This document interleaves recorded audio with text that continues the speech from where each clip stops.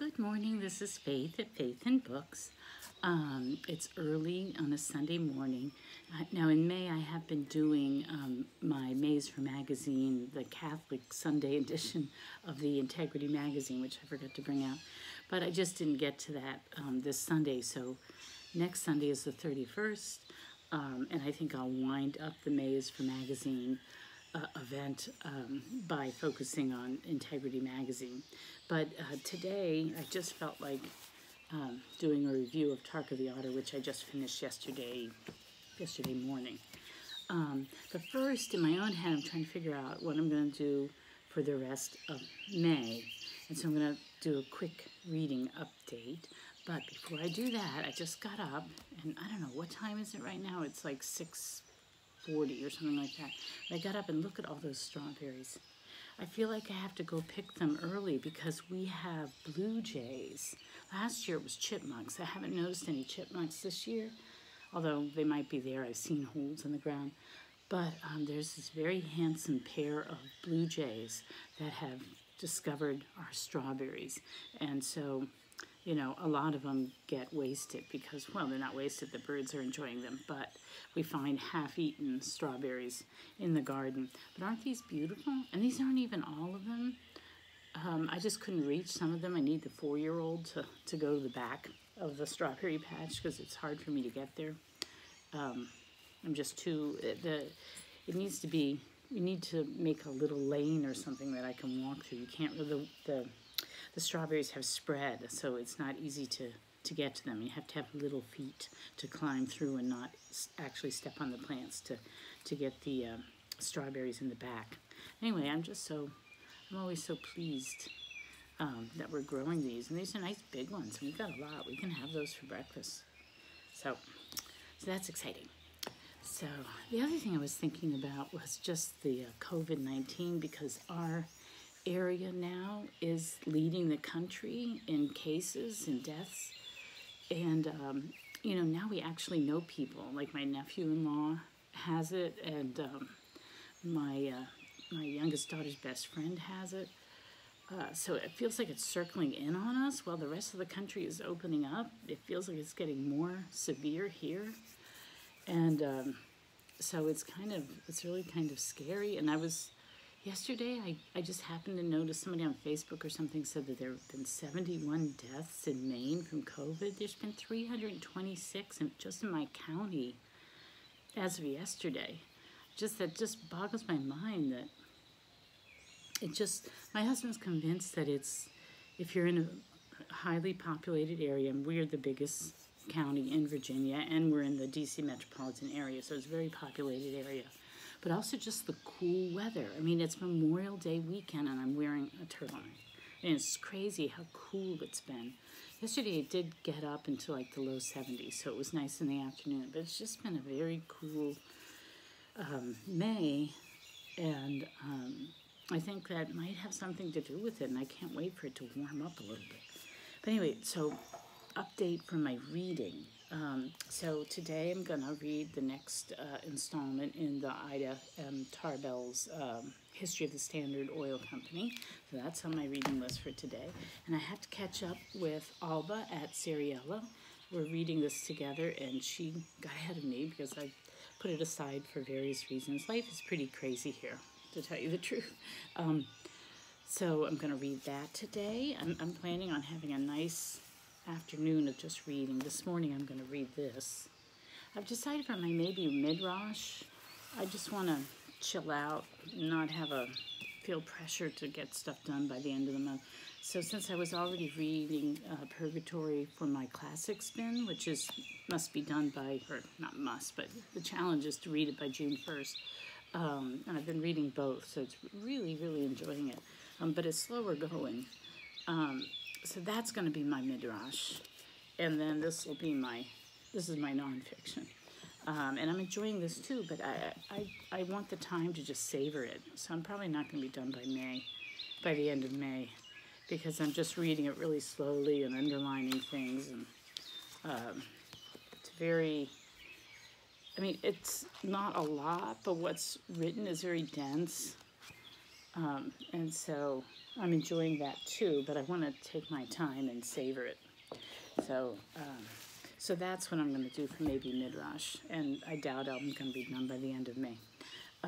So that's my reading. Was there anything else I was reading? I'm actually reading various other things. Like I just read a short story that I downloaded for free on my Kindle by Elizabeth Gaskell, because Kate Howe put out a thing for their next Victorian read, and it's a collection of Elizabeth Gaskell short stories. I don't have the collection. I'm not buying books this year, so I look for things for free on the Kindle, and they did have for free Cousin Phyllis. So I just finished reading that, but I'm way, in that regard, I'm way ahead, because I don't think they're even starting until June. I've already finished that one story, but I don't know the other stories in the collection, so I don't know if I'll be able to find them.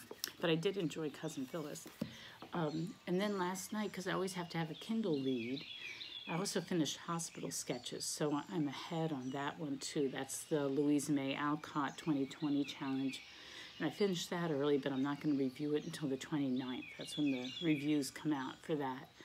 And I always have to have a Kindle read, because at night, if I wake up, I have terrible insomnia sometimes. I wake up in the middle of the night, I like to read my Kindle.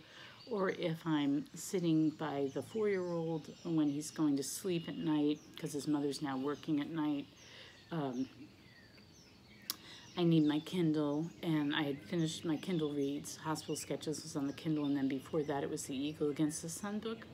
So I started rereading a Georgette Hare book, The Unknown Ajax, and I forgot how much I enjoyed it. That's like one of my favorites. So I'm really scattered about my reading right now. But what this is really about is about Tarka the Otter.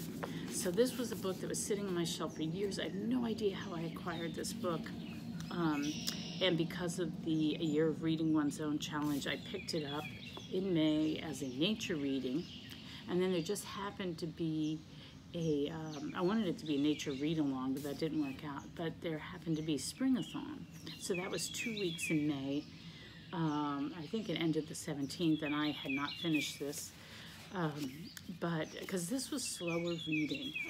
It's very, the way it's written is very poetic, and it's, there's no dialogue. It's just all description.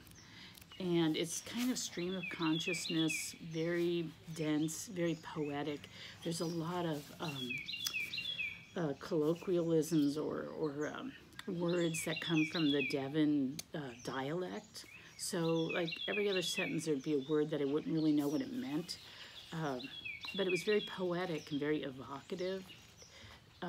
It's from the point of view of the otter, but it's not sentimental at all. Maybe a tiny bit every once in a while it will be weirdly emotional, but most of the time it was just about this otter. He's born, it says, his joyful water life and death in the country of the two rivers. So it's this area of England where the kind of the marshes meet the moors, and there's these rivers that go into the sea, and the otter is born, and he grows up, and he learns how to hunt, and it's just him and his life. His life consists of hunting and eating and sleeping and swimming and playing with other otters and traveling all up and down for miles all over this countryside looking for food and mating and being hunted, because they have otter hounds. I'd forgotten about the existence of otter hounds, but they were into hunting in England, as well with foxes, but also apparently otters. And I read up on it. Otters were considered vermin, and they do.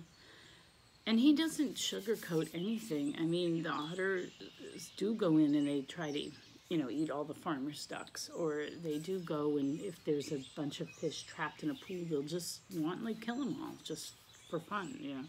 Their instinct goes into overdrive. So it's not like.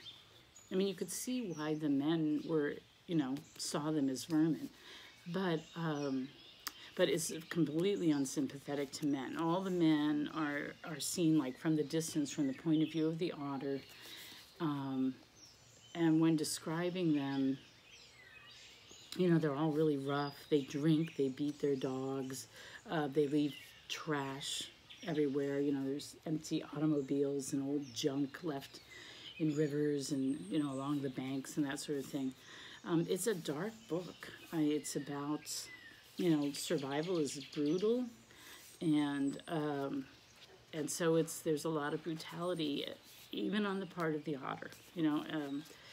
So so I just wanted to, I don't know if there's enough light, but I wanted to just give you a sense of how he wrote. I thought I'd put a bookmark in. I probably lost it. Where'd the bookmark go? Oh, here's one. Now, why did I say this? I'll just give you, the other reason why it was hard to read is just the print. It's this off-white, and then the typeset. It was just, my eyes are bad, so I had to have really bright light in order to be able to read it. And I do not have bright light right now because I'm sitting out here and it's still kind of dark and overcast. So let me see if I can read this just to give you a flavor of the language. And I don't know why I marked this page, but I'll just go with it. Okay, so here's a sample from page 112. It's all description. The whole book is description. The north wind carried a strange, thick-set bird which drifted without feather sound over the dry bracken of Ferny Hill, where Tarka and Gray Muzzle, that was his first mate, had gone for warmth. Its plumage was white, barred, and spotted with dark brown. Its fierce eyes were ringed with yellow, the color of the lichens on the stone shippons. Mile after mile, its soft and silent wings had carried it from a frozen land where the northern lights stared in stark perpetuity upon the ice fields. The thick-set bird was an Arctic owl, and its name was Boo Boo, which means terrible. It quartered the mires and the burrows, and the gripe of its feathered feet was death to many ducks and rabbits. So that's the kind of, I mean, he has a lot of the kind of hearkening back to like the, you know, the Greeks, the wine dark sea, or the Vikings sort of way of description. Like the next paragraph goes, clouds moved over land and sea with the heavy gray drifting silence of the ice owl's flight. Night came starless, loud with the wind's rue in the telegraph wires on the seawall. As Tarka and his mate were running down to meet the flood tide in the pill, I never found out what a pill was, a baying broke out in the sky, whiskered heads lifted, fixed to hearken. For a minute, the otters did not move while the hound-like baying passed over. The long skein of south-wending geese swung round into the wind, flying with slow flaps and forming a chevron that glided on down-held, hollow wings beyond the pill mouth. Cries of golden plover twined in the liquid bubble link of the curlew's chain songs rose up from the saltings. So that's what it is. That's what this book is. It's that kind of description, page after page after page. So action does happen. I mean, but there's no like plot. Like the first half of the book is his first year. So he's born. His mother defends him from predators and from the hounds, and he manages to get away into adulthood, and then. He has two mates. The first mate is an older otter. The first otter he wants to mate with, he can't because another bigger otter comes in and claims her. So then he winds up mating with this other older otter by default. His mates all get killed eventually. Then he has a second mate who's White Tip is her name. And then she winds up getting killed. His son winds up getting... So it's the real bad guys are the hunters. They're just relentlessly. And then the last part of the book is just this long, drawn-out scene of him being hunted. But the thing is, he doesn't really have emotions. And so... he's just like, at times they'll have been hunting him for hours, and then he'll just leisurely swim under the hound's legs in the river while they're chasing him. Like, he doesn't have regular human emotions. So for me, I appreciated the beauty and the experimental nature of the book, and it's very powerful, so I get why it's a classic. For me, it went on a little too long, and it was hard to read simply because of some of the language, and just physically it was hard for me to read, so it slowed me down. So it's not a book that you whip through, I don't think, at least I don't. It does have beautiful, you can't see them because they're so dark. I needed bright light, but they're beautiful woodcuts that I enjoyed.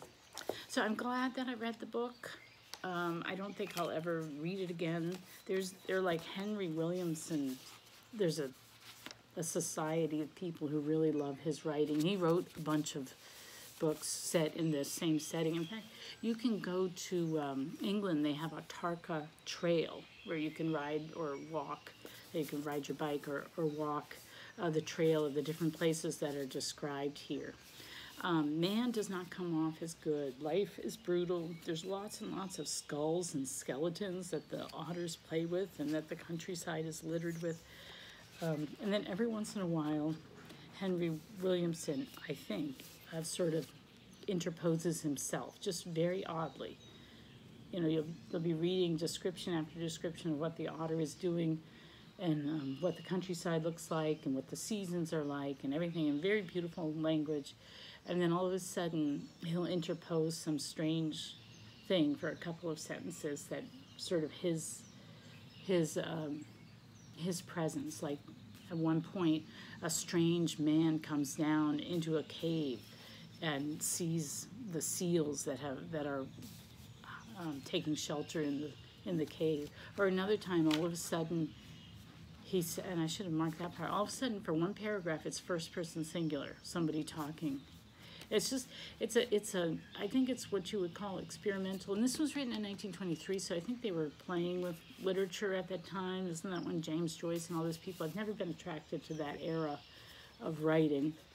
But I'm glad I read the book. It was very interesting. The language is very powerful. I can see why people admire it and why it's a classic. For me, it was I appreciated it, at the same time, it was a little bit of a slog. So that is my review of Tarka the Otter, and I've already talked for 17 minutes, so I'm going to go and wash my strawberries. Oh, and I still have to feed my chickens, which were hiding in the garage, until we can move them to that little farm that's not that far from here. So I will talk to you later. Take care. Have a good Memorial Day weekend. Talk to you later. Bye.